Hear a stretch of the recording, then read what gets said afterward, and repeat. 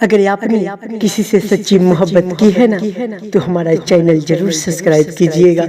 कहना है कि ऐ जिंदगी मुझे मेरी हैसियत पता है,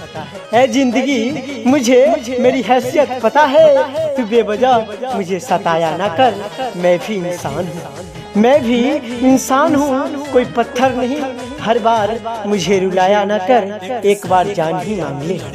एक बार जान ही मांग ले, लेकिन यूं बार बार मुझे आजमाया ना कर, आजमाया ना कर। कहना है कि ये नया दर्द आज मेरे दिल में जगा कर चला गया, एक नया दर्द आज मेरे दिल में जगा कर चला गया,